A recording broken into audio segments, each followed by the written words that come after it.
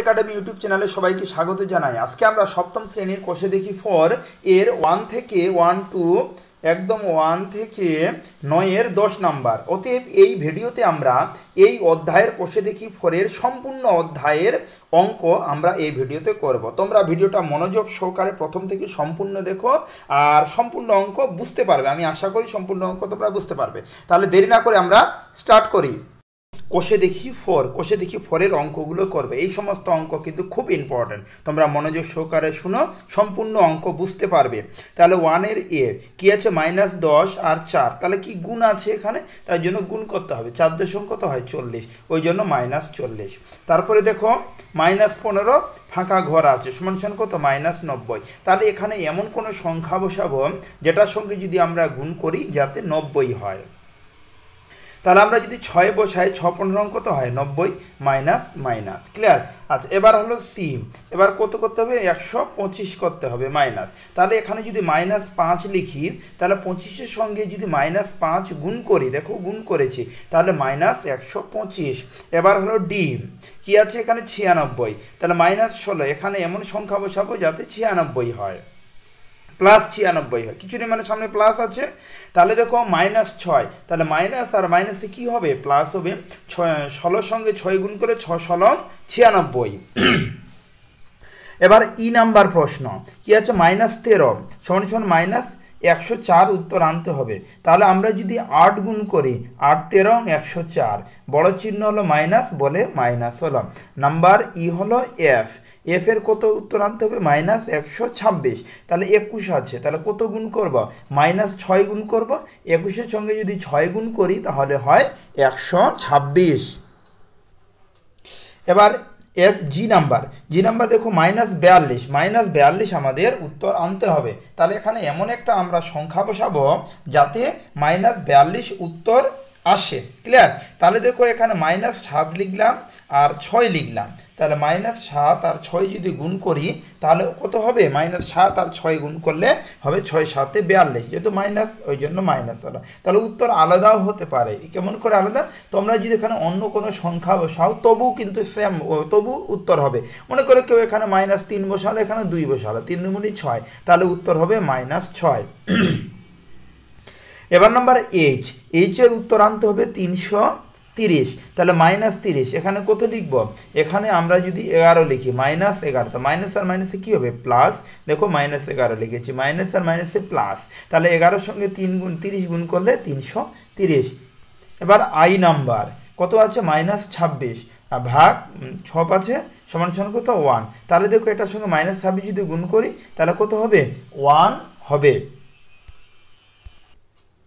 এবার যে নাম্বার প্রশ্ন, কি আছে উত্তর আনতে হবে -29। তাহলে দেখো এখানে যদি আমরা -29 লিখি, -29কে যদি 1 দিয়ে ভাগ করি তাহলে -29 হয়। এবার কে নাম্বার, কি আছে -1 উত্তর আনতে হবে। তাহলে এখানে আমরা 59 লিখব। 59কে 59 দিয়ে ভাগ করলে, যেহেতু এখানে মাইনাস ছিল, তাহলে 59কে 59 দিয়ে যদি আমরা ভাগ করি তাহলে -1 হবে।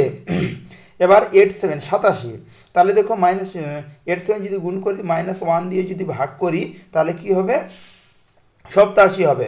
-87 মানে এটা কে এল নাম্বার প্রশ্নের সমাধান করলাম।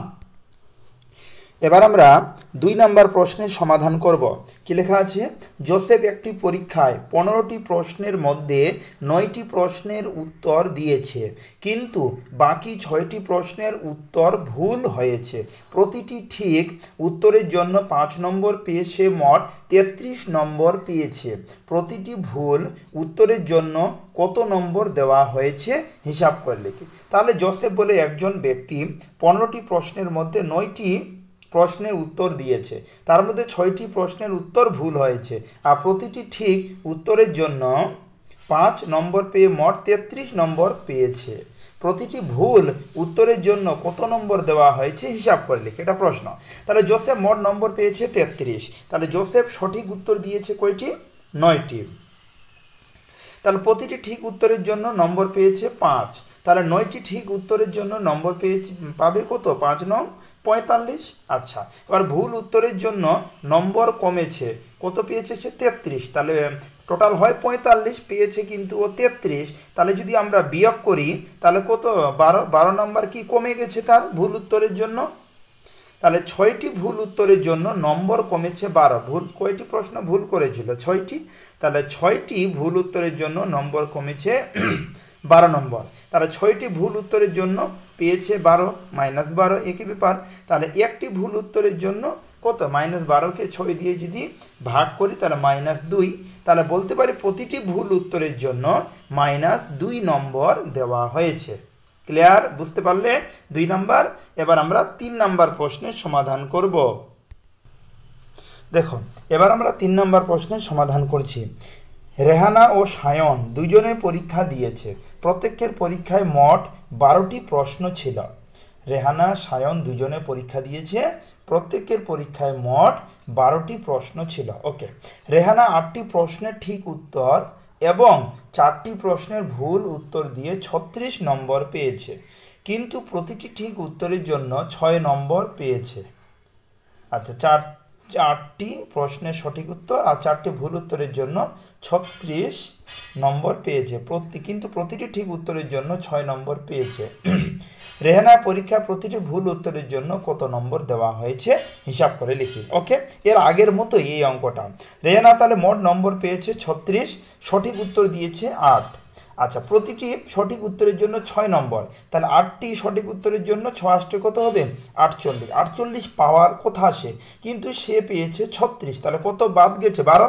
তাহলে দেখো, ভুল উত্তরের জন্য তার নাম্বার কেটেছে 36-এর মধ্যে 48-এর মধ্যে 36 বিয়োগ করলে কত হবে? 12। তাহলে নাম্বার কেটেছে 12। তাহলে 4টি ভুল উত্তরের জন্য নম্বর কমেছে 12 নম্বর। 4টি ভুল উত্তরের জন্য তার নম্বর কমেছে 12 নম্বর। ক্লিয়ার? তাহলে 4টি ভুল উত্তরের জন্য নম্বর পেয়েছে -12 নম্বর। তাহলে একটি ভুল উত্তরের জন্য কত হবে?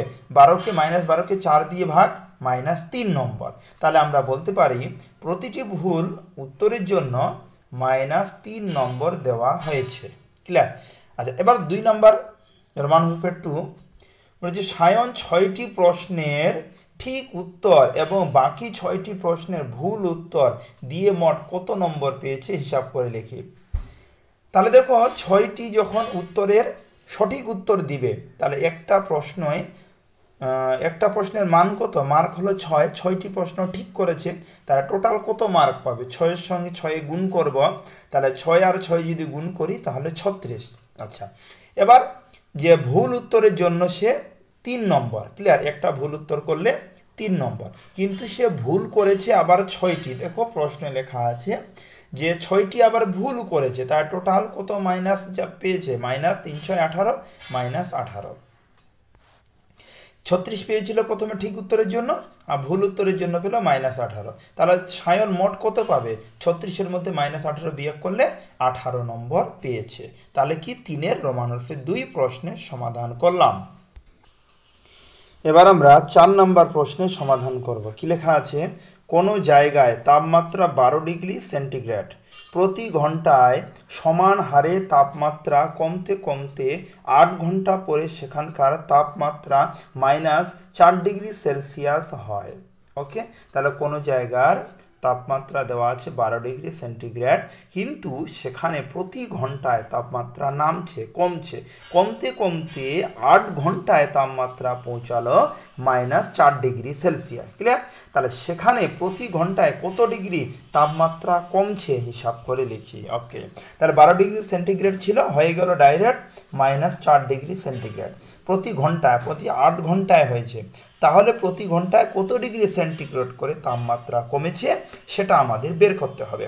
তাহলে প্রথমে জায়গাটি তাপমাত্রা ছিল 12 ডিগ্রি সেন্টিগ্রেড। ওকে, আচ্ছা, 8 ঘন্টা পরে ওই জায়গার তাপমাত্রা -4 ডিগ্রি হয়েছে। ক্লিয়ার? তাহলে দেখো এখানে যে 8 ঘন্টায় তাপমাত্রা হ্রাস পেয়েছে, তাহলে কি হবে? হ্রাস পেয়েছে মানে বিয়োগ করব। তাহলে বিয়োগ যদি করি আমরা 12 বিয়োগ করলাম, আর -4 ছিল মানে 16 ডিগ্রি সেন্টিগ্রেড। ক্লিয়ার? তাহলে 8 ঘন্টায় তাপমাত্রা হ্রাস পেয়েছে 16 ডিগ্রি সেন্টিগ্রেড। এবার প্রতি ঘন্টায় সমান হারে তাপমাত্রা হ্রাস পেলে প্রতি ঘন্টায় তাপমাত্রা হ্রাস পাবে। তাহলে 8 ঘন্টা টোটাল, তাহলে 16 ডিগ্রি সেন্টিগ্রেডকে 8 দিয়ে ভাগ করব, 8 দুগুণে 16, তাহলে 2 ডিগ্রি সেন্টিগ্রেড। তাহলে আমরা প্রতি ঘন্টায় তাপমাত্রা কমেছে 2 ডিগ্রি সেলসিয়াস। এবার আমরা 5 নম্বর প্রশ্নের সমাধান করব। কি লেখা আছে? একটি খনিতে একটি লিফট 8 মিনিটে 24 মিটার নিচে নামে। ওকে, লিফটটি যদি সমবেগে চলে তবে লিফটটি 6 মিনিটে কত মিটার নিচে থাকবে? দেখি, ওই লিফটটি যদি ভূমির 10 মিটার উপর থেকে নিচে নামতে শুরু করে তবে 70 মিনিটে ভূমির কতটা নিচে নামবে তা হিসাব করে লিখি। তার লিফটটি 8 মিনিটে নিচে নামে 24 মিটার, তাহলে 1 মিনিটে কত নামবে? 24কে 8 দিয়ে ভাগ করব, 3 মিটার। তাহলে লিফটটি 6 মিনিটে নিচে নামবে, 6-এর সঙ্গে 3, 3 6 18 মিটার। আচ্ছা, লিফটটি 70 মিনিটে নামবে কত মিটার? 210 মিটার। 70 মিনিট ধরে নেমেছে, তাহলে 210 মিটার। তার লিফটটি 10 মিটার উপর থেকে নিচে নামতে শুরু করে। ওকে, তার লিফটটি ভূমির নিচে থাকবে, টোটাল 210 মিটার গেছে। আচ্ছা, এবার 10 মিটার উপর থেকে 10 বিয়োগ হয়ে যাবে, তাহলে ভূমির উপরের মধ্যে থাকবে, ভূমির নিচে থাকবে 200 মিটার। তাহলে উত্তর হয়ে গেল লিফটটি ভূমির নিচে 200 মিটার নিচে থাকবে। তাহলে দেখো এবার 6 নাম্বার, নিচের ফাঁকা ঘর পূরণ করি। -16 ভাগ -2, তাহলে 2 দিয়ে 16কে ভাগ করব, মাইনাস মাইনাসে কি হবে? কেটে যাবে। আচ্ছা, 16 প্লাস, এবার ফাঁকা ঘর দিয়ে উত্তর আনতে হবে -1। ওকে, তাহলে দেখো ফাঁকা ঘরে আমি যদি -9 বসাই, তাহলে দেখো 16কে 2 দিয়ে ভাগ করলে 8 দুগুণে 16, মাইনাস মাইনাস কেটে কোনো 8 হলো। তাহলে 8-এর মধ্যে -9 যদি বিয়োগ করি তাহলে কত হবে? -1। এবার 2 নাম্বার উত্তর আনতে হবে -1। এখানে আছে 20 -50 প্লাস ফাঁকা ঘর আছে, ক্লিয়ার? তাহলে 20 লিখলাম, -50, যেহেতু -1 আনতে হবে, তাহলে 50-এর মধ্যে আমি যদি 20 বিয়োগ করি তাহলে 30 হয়। 30-এর মধ্যে যদি আমি এখানে 29 বিয়োগ করি তাহলে কত হবে? শুধুমাত্র 1 হবে। যে 50-এর মধ্যে যদি 20 বিয়োগ করে 30 থাকে, -30, তো -30-এর মধ্যে 29 বিয়োগ করলে বড় চিহ্ন মাইনাস, শুধুমাত্র 1 থাকবে। এবার 3 নাম্বার আমাদের উত্তর আনতে হবে -3। ওকে, তাহলে 41 গুণ -5, তাহলে এখানে এমন সংখ্যা বসাবো যাতে -3 উত্তর আসে। এবার দেখো 41-এর সঙ্গে যদি 5 গুণ করি, 5 1 5, 4 5 20, তাহলে হলো 205, -205। -205-এর সঙ্গে যদি আমি 202 বিয়োগ করি তাহলে -3 থাকে শুধুমাত্র, ওই জন্য -3 হলো। এবার নাম্বার 4 কি আছে? -9 গুণ -3, উত্তর আনতে হবে -81। ওকে, তাহলে দেখো -9 -3, আবার -3 লিখলাম আমরা, তাহলে 3 নং কত হবে? 27, মাইনাস মাইনাসে প্লাস, প্লাস মাইনাসে মাইনাস, 27-এর সঙ্গে যদি 3 গুণ করি, 3 27 81, বড় চিহ্ন মাইনাস, ওই জন্য মাইনাস হলো। এবার নাম্বার 5, এবার দেখো -81 উত্তর আনতে হবে। তাহলে দেখো -15 ভাগ -5, এবার মাইনাস যদি আমি 4 লিখি তাহলে 4 লিখি, তাহলে দেখো 4 15 কত হয়? 4 15 হয় 75। এবার 75, 15-কে 4 15 হলো 60, 5 15 হলো 75। এই অঙ্কটা কিন্তু ভুল হয়েছে, এটা এইভাবে কিন্তু হবে না, এখানে শুধু আমাদের হলো -1 উত্তর আনতে হবে। এখানে 4 আছে, -4 হবে না, এখানে 6 হবে। 5 15 হলো 75, আর 6 যদি যোগ করি কত হবে? 81। এখানে -1 হবে না, -81 হবে। আর দিতে ভুলে গেছি, তোমরা লিখে নাও, আবার রিপিট করছি, 4-এর জায়গায় 6 লিখবে, আর এখানে -1 আছে, -1 হবে না, 81 হবে। তাহলে 5 নাম্বার প্রশ্নের সমাধান করলাম। 7 নাম্বার প্রশ্ন, দেখো এখানে -7 উত্তর আনতে হবে। তাহলে দেখো এখানে 6-কে আমরা যদি 20 বসাই, 20 20কে যদি 4 দিয়ে গুণ করি, 4 5 20, মানে -5, মাইনাস আর মাইনাসে প্লাস, 5 আর 2 কত হবে? -7। এবার উত্তর আনতে হবে আমাদের, 8 নাম্বার প্রশ্নের সমাধান করছি, উত্তর আনতে হবে আমাদের 0। তাহলে 0 যদি আমাদের উত্তর আনতে হয়, এখানে যদি -9 শুধুমাত্র 9 বসাই, তাহলে 9-এর সঙ্গে যদি 1 গুণ করি, তাহলে 9-কে 9, 9। আচ্ছা, এবার -9-কে 9, আর এখানে হলো কি +9, তাহলে -9 +9 কেটে গেলে কত হবে? 0। 8 নম্বরে উত্তর হয়ে গেল। এবার আমরা 7 নাম্বার প্রশ্নের সমাধান করব, ভালো করে শুনো। দুটি উদাহরণ দিয়ে দেখাই যে পূর্ণ সংখ্যার গুণ বিনিময় নিয়ম মেনে চলে, কিন্তু পূর্ণ সংখ্যার ভাগ বিনিময় নিয়ম মেনে চলে না। দুটি উদাহরণ দিয়ে করতে হবে। তাহলে ধরি দুটি পূর্ণ সংখ্যা 8 এবং -4। ক্লিয়ার? তাহলে দেখো আমরা বিনিময় নিয়মে গুণ যদি করি তাহলে 8-এর সঙ্গে -4 গুণ করলে 4 8 32 মানে -32। এবার -4-এর সঙ্গে যদি 8 গুণ করি 4 8 32, এখানেও হবে -32। উল্টাপাল্টা নাম্বার দিলাম, প্রথমে 8 দিলাম তারপর 4, এবার প্রথমে 4 দিয়েছি তারপরে 8 দিয়েছি, হলো। তাই দুটি পূর্ণ সংখ্যার গুণ বিনিময় নিয়ম মেনে চলে। ওকে, অবশ্যই। আচ্ছা, এবার মেনে চলে না আমাদের বের করতে হবে। তাহলে 8 ভাগ -4, যদি 8কে 4 দিয়ে ভাগ করি তো -2 হবে, 4 দুগুণী 8 মাইনাস হবে। আচ্ছা, এবার এখানে -4 ভাগ 8, এটা যদি ভাগ করি 1/2 হবে, তাই না? 4কে 4, 4 দুগুণে 8, -1/2।